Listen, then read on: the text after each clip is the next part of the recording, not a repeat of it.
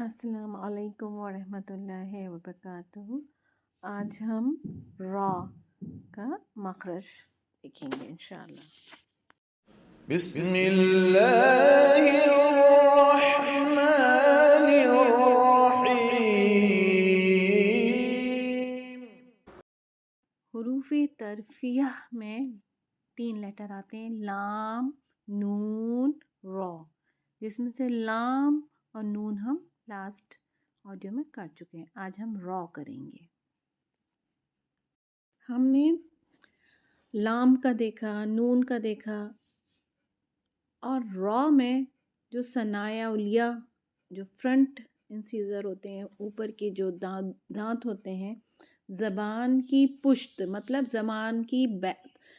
ज़बान के नीचे का हिस्सा, बैक साइड, वहाँ जाके टच होती है। जैसे इस पिक्चर में है, ज़बान ऊपर जाके टच हो रही है, लेकिन छोटा सा बीच में होल भी है। अगर आप देखें पिक्चर में एक छोटा सा होल है, तो ज़बान ऊपर जाएगी, उसकी ज़बान की पुश्त जो होती है, बैक साइड जो होती है, वो ऊपर सनाया उलिया के ऊपर की दांतों की जड़ों में हल्की सी टच होएगी, लेकिन बीच में कहते हैं हल्का सा एक होल भी, एक हवा पास होने की जगह होती है।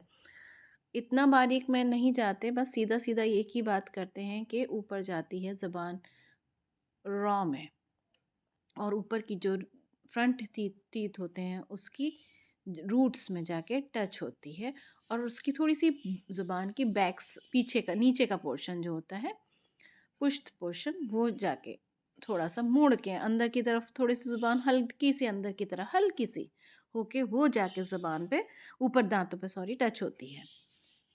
तो ये हमारे रॉ का मखरज है। रॉ एक, ये भी इसके दो वो हैं।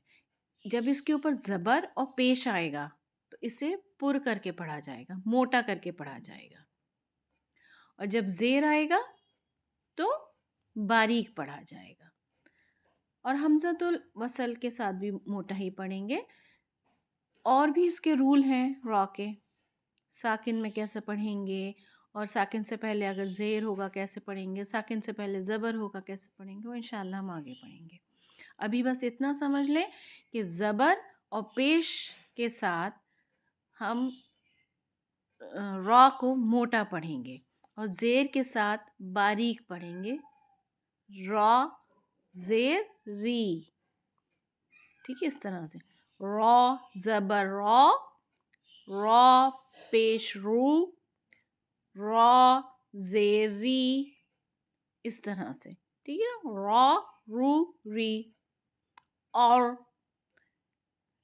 तो मोटा करके पुर करके पढ़ना है, लेकिन ज़ेर के साथ बारीक पढ़ना है, ये ख्याल रखना है। और ज़बान ऊपर जाएगी फ्रंट टीथों में, हल्की सी जड़ों में जाके आगे के सनाया उलिया की ऊपर रूट्स में जाके टच होएगी, जैसे इसमें है। और इसमें ये भी होता है कि मोटा करते वक्त ज़बान पीछे से उठ जाती है, जैसे इस पिक्चर में रॉ पीछे से थोड़ी उठ गई, और री में बारीक में पीछे से फ्लैट हो गई ज़बान।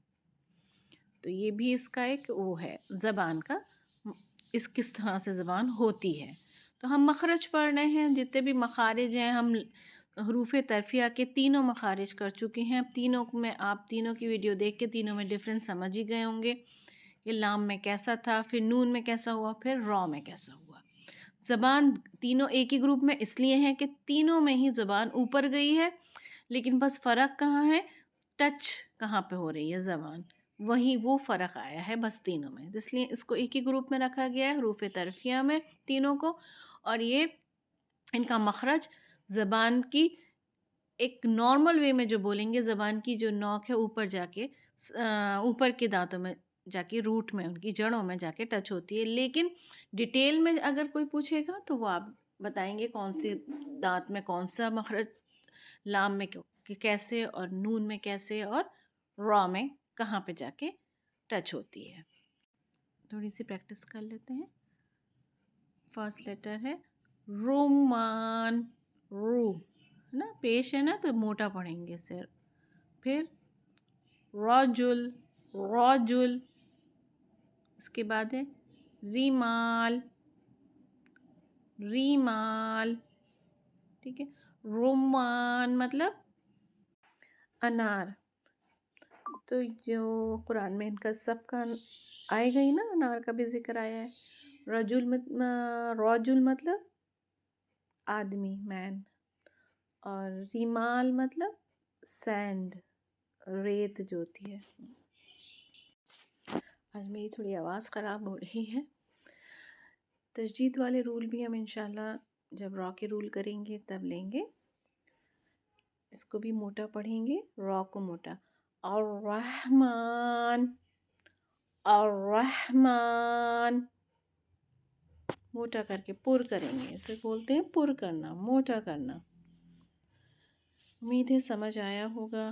چھوٹی سی کوشش ہے، جتنا آتا ہے بس اتنا ہی، اس سے زیادہ تو مجھے بھی بہت زیادہ نہیں، جتنا تھوڑا بہت آتا ہے وہ آپ کے ساتھ شیئر کر رہی ہوں.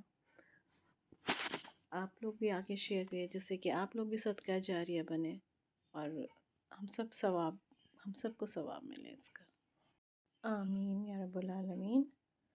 السلام علیکم ورحمۃ اللہ وبرکاتہ.